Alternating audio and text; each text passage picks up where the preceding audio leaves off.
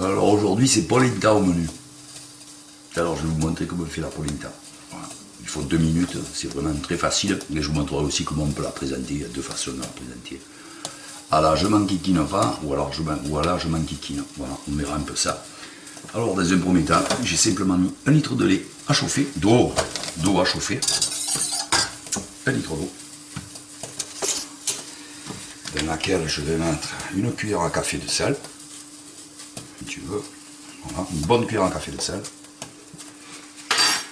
J'ai préparé 250 grammes de polenta. Et pour les gourmands facultatifs, 60 grammes de gruyère râpée. Je prends un plat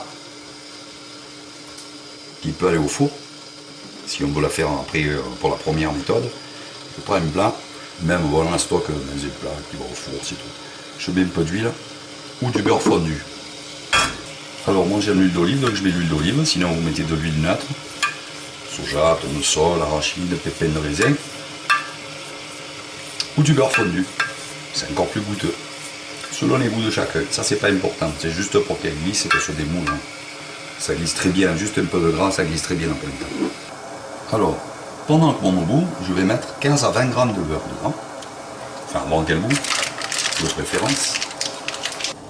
Dès que l'eau est arrivée à ébullition, on verse la semoule en pluie, la polenta.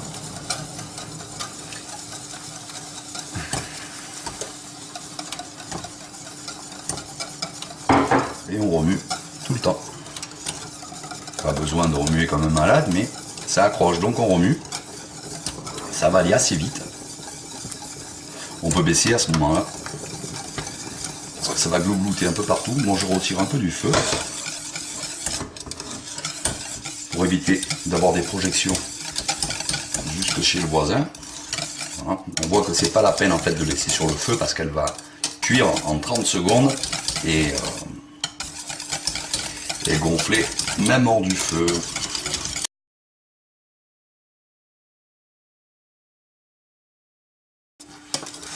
Voilà.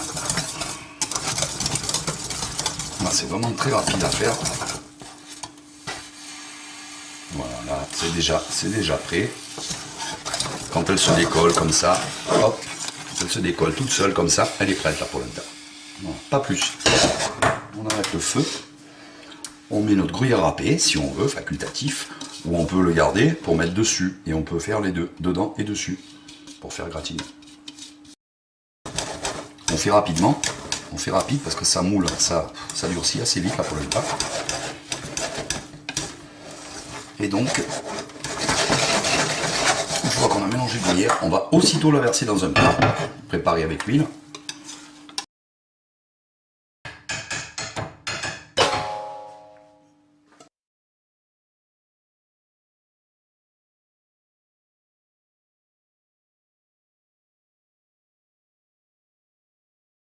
Et on peut rajouter juste un peu de gruyère râpée dessus et la faire gratiner quelques minutes au four, pas longtemps, parce que c'est quelque chose qui est déjà cuit, donc pas longtemps au four, juste faire fondre le gruyère et chauffer la polenta.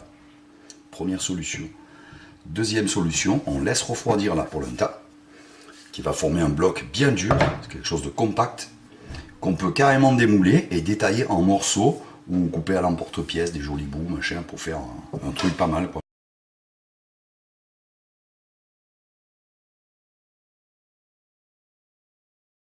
On peut découper des portions comme ça, voilà, ou plus grosses, hein, ou c'est de la grosseur que vous voulez. On pourra comme ça les placer dans un plat.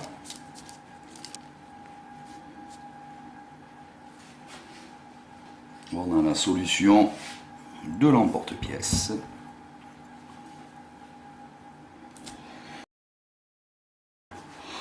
Voilà, dans tous les cas, on remettra dans le four avec encore une fois un petit peu de beurre fondu, tchac, et un peu de gruyère râpée si on veut. Alors, la polenta, elle n'est pas réservée à un plat en sauce en particulier.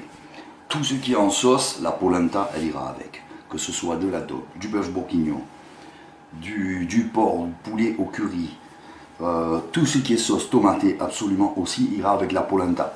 Donc ne vous restreignez pas à une ou deux recettes, vous pouvez la servir pour varier vos accompagnements absolument avec tout ce qui est en sauce, ce sera bon. Voilà.